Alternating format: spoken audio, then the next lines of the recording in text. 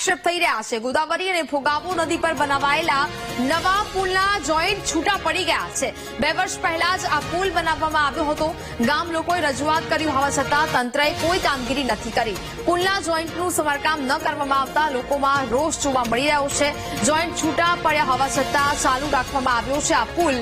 મોટી દુર્ઘટના પહેલા પુલનું સમારકામ કરવાની માંગ ગ્રામજનો દ્વારા કરવામાં આવી રહી છે। જો કોઈ અનિચ્છનીય ઘટના બને તો તેનું જવાબદાર કોણ જેવા અનેક સવાલો છે તે અહીંયા ઉદ્ભવી રહ્યા છે। પુલમાં આ પ્રકારનો ભ્રષ્ટાચાર વારંવાર કેમ સામે આવે છે તેને લઈને પણ સવાલ ઉદ્ભવી રહ્યા છે। નબળી ગુણવત્તાવાળી આ મટીરીયલનો જ્યારે ઉપયોગ કરવામાં આવે છે તે પહેલા અધિકારીઓ આમાં કોઈ ચેક કરવા માટે કેમ નથી પહોંચતા? સ્થાનિકોની રજૂઆત છતાં પણ કેમ સમારકામ હજી સુધી નથી કરવામાં આવ્યું? માત્ર 2 વર્ષ થયા છે આ પુલ બનાવીને અને ત્યારબાદ 2 વર્ષમાં જ જો આ પ્રકારની પરિસ્થિતિ ઉદ્ભવતી હોય તો ખૂબ મોટી ગંભીર બેદરકારી આમાં કહી શકાય। પુલના જોઈન્ટ માત્ર 2 વર્ષમાં છૂટા પડી જવા પાછળનું કારણ શું છે જેવા સવાલ થઈ રહ્યા છે। સંવાદદાતા સચિન ફોન લાઈન પર જોડાયા છે। સચિન, સુરેન્દ્રનગરમાં પુલના કામમાં ભ્રષ્ટાચારના આક્ષેપ થઈ રહ્યા છે, શું મામલો? જી, જો વાત કરવામાં તો સુરેન્દ્રનગરમાં ગોદાવરી ઉપરનો પુલ, ગોદાવરી ગામ જવા માટે ગોદાવરીનો પુલ છેલ્લા 2 વર્ષ પહેલા બનાવેલો પુલમાં જોઈન્ટના પટ્ટા ઉપર નોખા પડી જતા ગ્રામજનોએ રોષ અનુભવ્યો છે અને અનેકવાર રજૂઆત કરવા છતાં પણ કોઈ રિપેરિંગ કામ કે અન્ય કામ કરવામાં આવતું નથી અને પુલના જોઈન્ટ અલગ પડી જતા લોકોને ભય પણ સતાવી રહ્યો છે।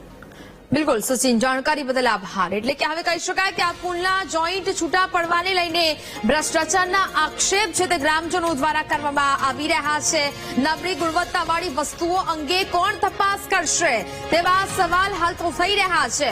શું પુલની કામગીરીમાં ભ્રષ્ટાચાર થયો છે?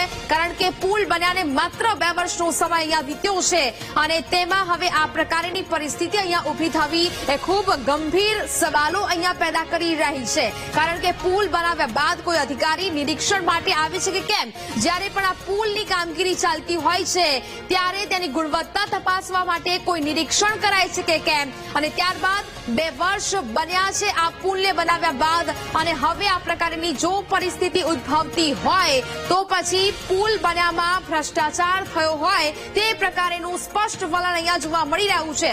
ગ્રામજનોએ અનેક વખત રજૂઆત કરી છે પરંતુ તંત્ર ઊંઘમાંથી જાગતું નથી અને હજી સુધી કોઈ કામગીરી નથી કરવામાં આવી। કોઈ અનિચ્છનીય બનાવ બને, અકસ્માત થાય તો પછી તેનો જવાબદાર કોણ જેવા ગંભીર સવાલો હાલ તો ઉદ્ભવી રહ્યા છે। સમગ્ર મામલો સામે આવી રહ્યો છે। 2 વર્ષ પહેલા જ આ પુલ બનાવવામાં આવ્યો હતો સુરેન્દ્રનગરમાં અને હાલ આ ભોગાવો નદી અને ગોદાવરી નદી પર આ પુલ બનાવવામાં આવ્યો હતો જેમાં આ પુલના જોઈન્ટ છે તે છૂટા પડી ગયા છે। 2 વર્ષ પહેલા જ પુલ બનાવવામાં આવ્યો હતો।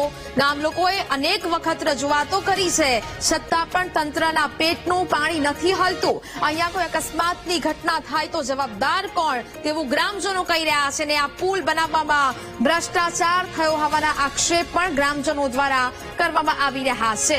પુલના જોઈન્ટનું સમારકામ ન કરવામાં આવતા લોકોમાં એક બાજુ રોષ પણ ફેલાયો છે। પુલ બન્યો ભ્રષ્ટાચારનો પુલ જેવા આ દ્રશ્યો આપની સ્ક્રીન પર જોઈ શકો છો।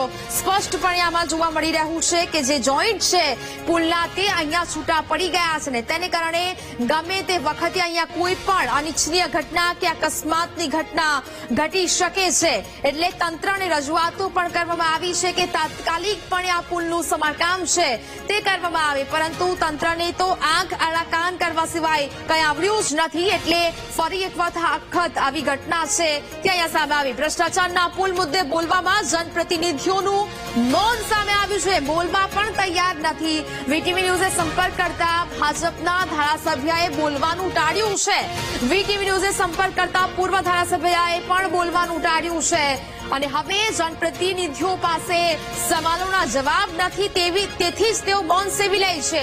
ભાજપના ધારાસભ્ય શ્યામજી ચૌહાણે બોલવાનું ટાળ્યું છે। વીટીવી ન્યૂઝે સંપર્ક કર્યો પૂર્વ ધારાસભ્ય ઋત્વિક મકવાણાનો પરંતુ તેમને પણ બોલવાનું ટાળ્યું છે।